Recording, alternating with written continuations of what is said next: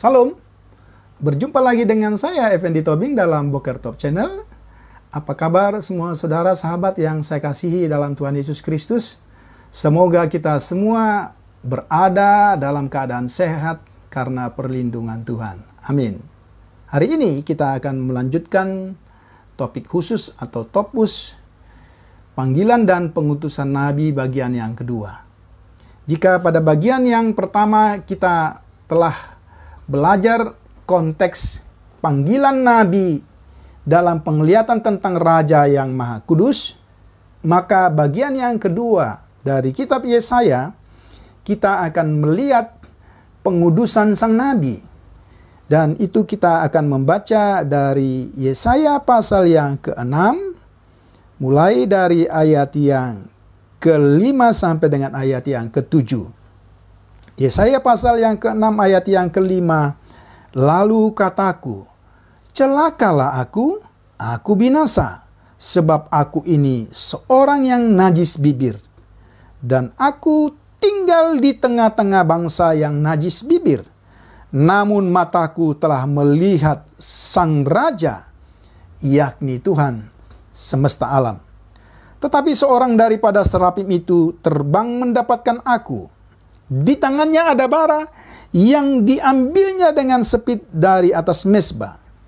Ia menyentuhkannya kepada mulutku serta berkata, lihat, ini telah menyentuh bibirmu, maka kesalahanmu telah dihapus dan dosamu telah diampuni. Pada bagian yang pertama, pengalaman spektakuler yang dialami oleh Nabi telah kita pelajari bersama. Dan inilah menjadi titik tolak untuk kita bisa melihat subtema yang kedua tentang pengudusan Nabi dari ayat yang ke-5 sampai dengan ayat yang ke-7. Visi atau penglihatan kekudusan Tuhan yang spektakuler itu tentulah sangat berbeda dengan kondisi bangsa atau umat Tuhan pada waktu itu, termasuk dengan kondisi Yesaya yang adalah manusia yang berdosa. Dan pengalaman spektakuler itu menjadi dasar bagi saya untuk memahami dan menyadari keberdosaannya. Dan di dalam pembacaan ini kita melihat ada hal yang luar biasa. Dia tidak hanya menyadari keberdosaannya secara pribadi, tetapi yang menarik, Yesaya justru mengidentifikasikan keberdosaan umatnya pada dirinya sendiri. Ini satu kepribadian dari Nabi yang betul-betul menyadari keberdosaan umatnya dan kepribadiannya sendiri. Saudara, alasan pengakuan dari keberdosaan Yesaya itu sangatlah sederhana. Apa alasannya? Karena dia telah melihat Raja, Tuhan yang Maha Kuasa. Atau secara literal dalam pembacaan ini, Tuhan semesta alam. Jadi ketika seseorang bertemu dengan kemuliaan dan kekudusan Tuhan, pada saat yang samalah Yesaya atau seseorang itu mengerti betul bahwa dia adalah manusia berdosa. Langkah pertama yang diperlukan sebelum seseorang melakukan pengakuan dosa yang benar ialah seseorang itu harus memiliki pemahaman tentang kemuliaan dan kekudusan Tuhan yang Maha Kuasa. kalau seseorang belum bertemu atau berjumpa dengan kekudusan Tuhan dan kemuliaan Tuhan, tidak pernah seseorang itu akan mengalami atau mengerti tentang keberdosaannya sendiri. Dan inilah hal yang luar biasa. Inilah kasih karunia yang dialami oleh seorang nabi yang mendapat panggilan Tuhan. Kemudian kalau kita melihat kekuatan transformasi dari visi itu, bukan karena Yesaya kali pertama mendengar bahwa Tuhan itu kudus. Sebagai seorang nabi, dia pasti memiliki pengetahuan dan pengalaman tentang kekudusan Tuhan. Apakah itu dia peroleh dari pengalamannya secara pribadi atau tradisi-tradisi pada zamannya.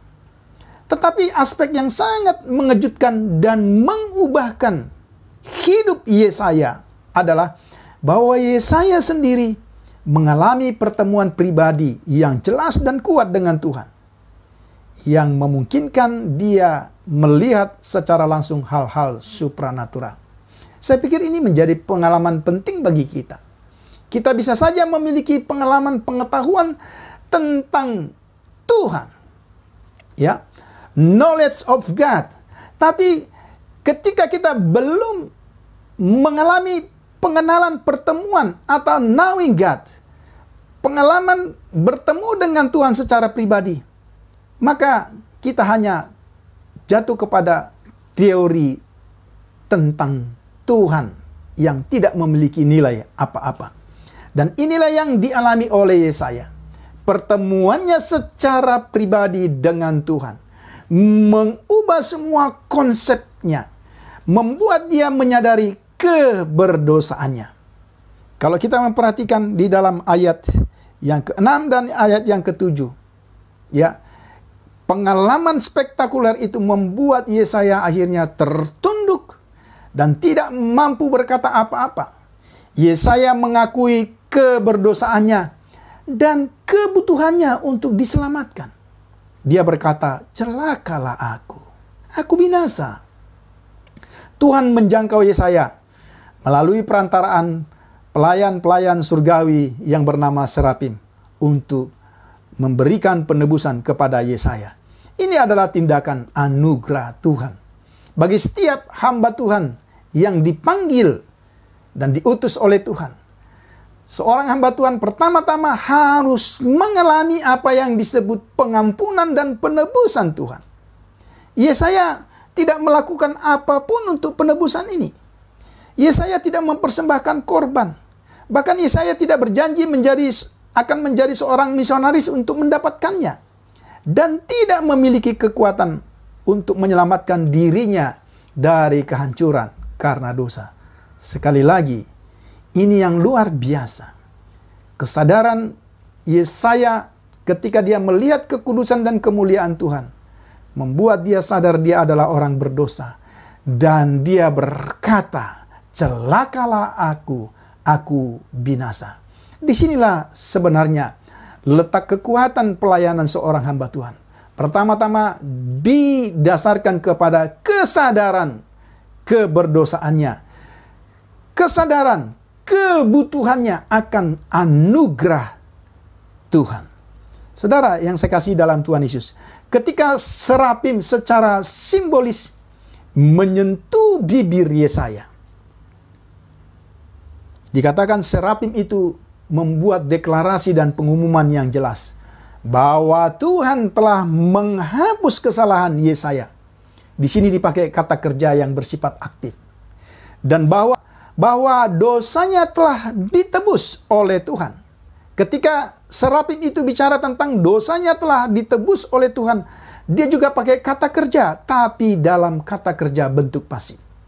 Artinya, Yesaya tidak berpartisipasi apa-apa ketika Tuhan menyentuh bibirnya.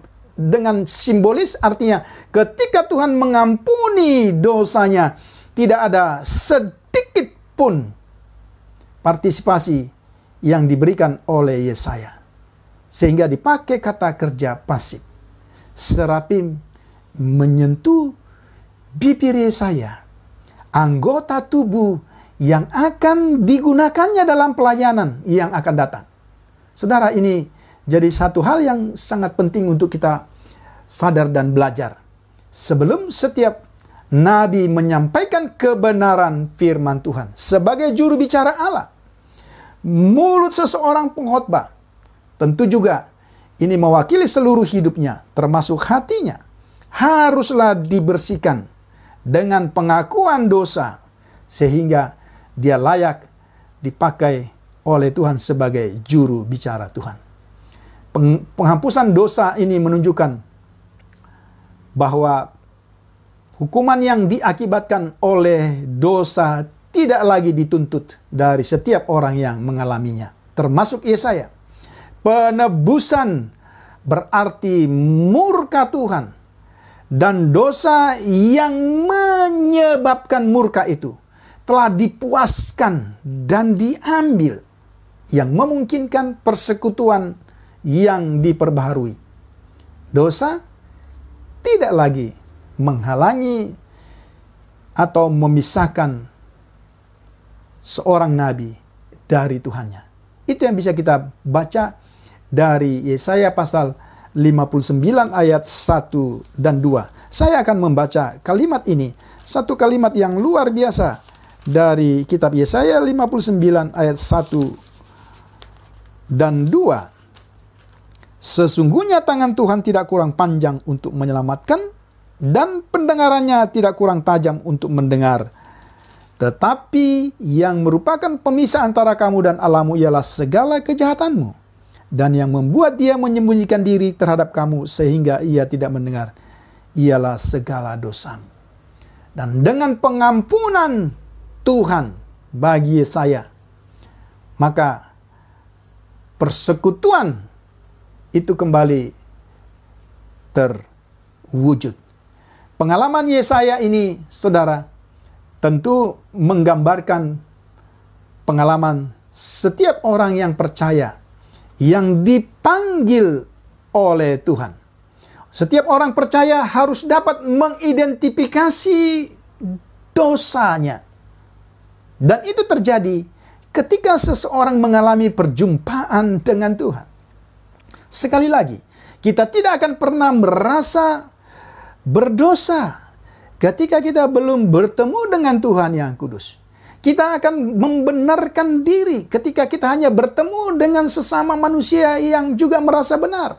Tetapi ketika kita sudah berjumpa dengan Tuhan yang Maha Kudus sebagaimana pengalaman Yesaya, maka kita, bahkan setiap orang, khususnya hamba-hamba Tuhan yang dipanggil oleh Tuhan, dimulai dengan pengalaman berjumpa dengan Tuhan yang membuat dia dapat mengidentifikasikan dosanya berdasarkan kekudusan Tuhan. Pengalaman Yesaya juga menjadi pengalaman setiap orang untuk menanggapi, ya, artinya untuk mengakui setiap dosa yang dilakukan, dan bagaimana Tuhan akhirnya melakukan penebusan dari dosa setiap orang yang memberi respon kepada Tuhan. Saudara yang saya kasihi, bagian yang kedua ini membawa kita kepada satu pelajaran penting tentang pelayanan pekerjaan Tuhan. Anugerah Tuhan yang memilih saudara dan saya itu memungkinkan kita untuk terus maju, dan itu dimulai dari kesadaran kita akan kekudusan Tuhan yang telah memanggil kita.